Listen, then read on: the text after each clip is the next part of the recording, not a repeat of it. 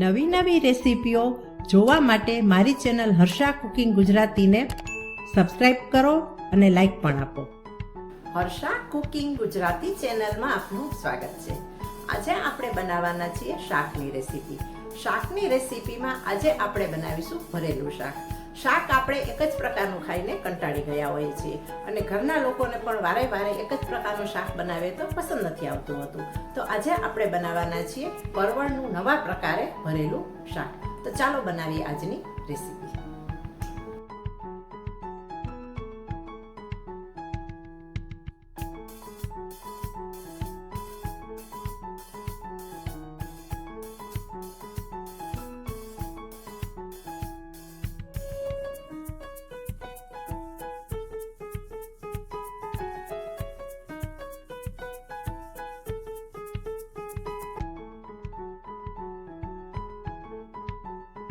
ભરેલા પરવળનું શાક બનાવવા માટે અહીં મેં 125 ગ્રામ તાજા પરવળ લીધા છે. પરવળને ધોઈ લીધા છે અને હવે તેમાંથી આપણે આગળ પાછળનો ભાગ અને છાલ કાઢી લેશું અને છાલ કાઢ્યા પછી અંદરનો ભાગ પણ આપણે કાઢી લેવાના છીએ. પરવળની છાલ ઉતારી અને વચ્ચેથી કાપો કરી અને વચ્ચેના બી કાઢી લીધા છે. હવે આપણે મસાલો તૈયાર કરીએ. તેના માટે લઈએ આપણે 1 ટેબલસ્પૂન ચણાનો લોટ, સ્વાદ મુજબ મીઠું નાખીએ,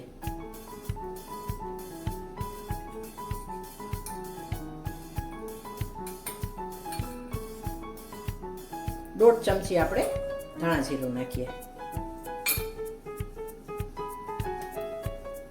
1 ટેબલસ્પૂન કાશ્મીરી મરચાની ભૂકી એડ કરીએ,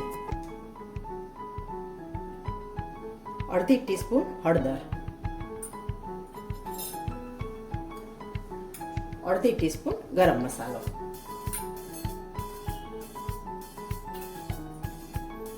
શાકને ટેસ્ટી અને ચટપટું બનાવવા આપણે થોડી ખાંડ પણ ઉમેરી દઈએ. 1 ટીસ્પૂન ખાંડ છે અને હવે ઉમેરીએ આપણે 1 ટેબલસ્પૂન દહીં. હવે આપણે મિક્સ કરીએ.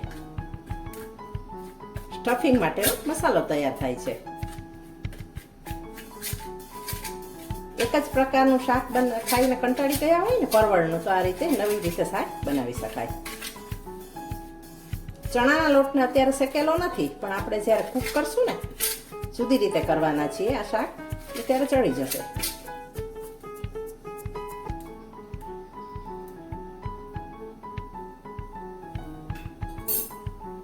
હાથેથી મિક્સ કરી લઈએ અને બધા મસાલા સારી રીતે દહીં સાથે મિક્સ થઈ જાય.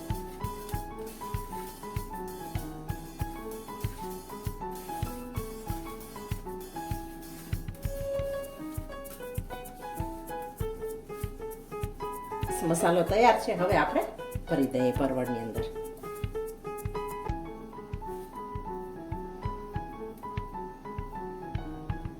ભરી અને આપણે બંધ કરી દઈએ.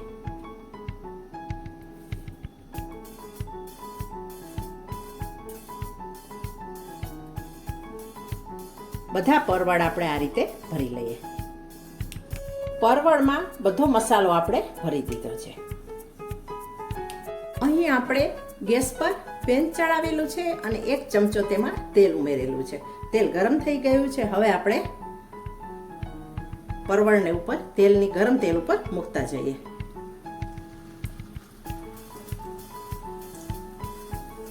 પરવળને આપણે સેલો ફ્રાય કરી લઈએ.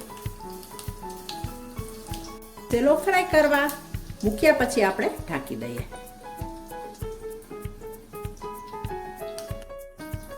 ખોલીને આપણે સાઈડ ચેન્જ કરીએ. જો એકદમ સરસ, કેટલો સરસ કલર આવ્યો છે. અહીં ગેસને આપણે સ્લો નથી રાખવાનો, ફાસ્ટ રાખવાનો છે.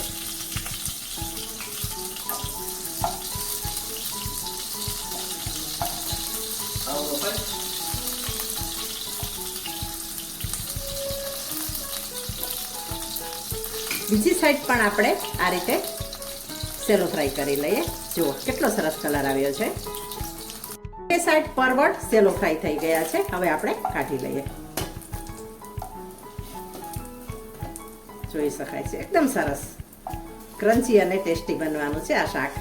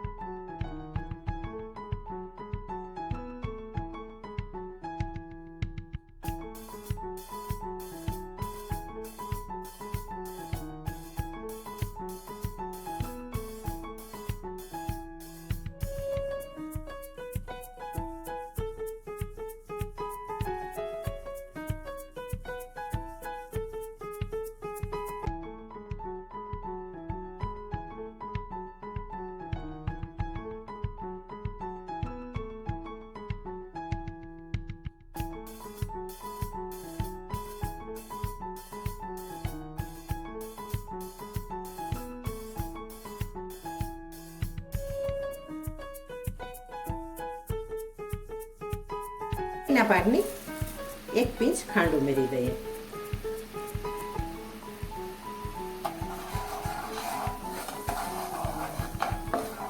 બધું સારી રીતે મિક્સ કરી લઈએ અને મસાલાને સારી રીતે મિક્સ કરી લઈએ, ભેળવી દઈએ. હવે એડ કરી દઈએ આપણે સેલો ફ્રાય કરેલા પરવળ.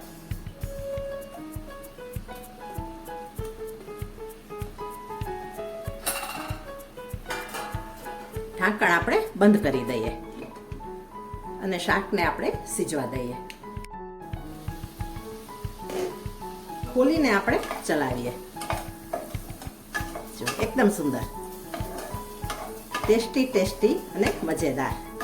આ એક નવા પ્રકારનું શાક છે.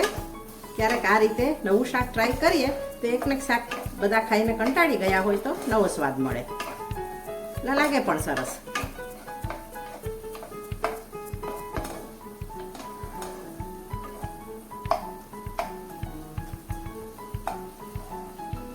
બીજી સાઈડ આપણે ફેરવી લઈએ.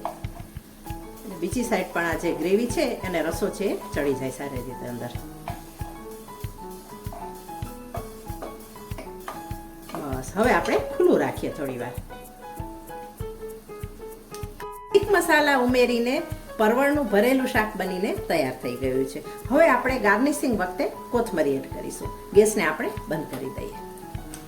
બપોરે લંચમાં લઈ શકાય કે ટિફિનમાં પણ લઈ જવાય તેવું ભરેલા પરવળનું ટેસ્ટી અને મજેદાર સૂકું શાક બનીને તૈયાર થઈ ગયું છે. હવે મળીશું નેક્સ્ટ વિડીયોમાં. Thanks for watching.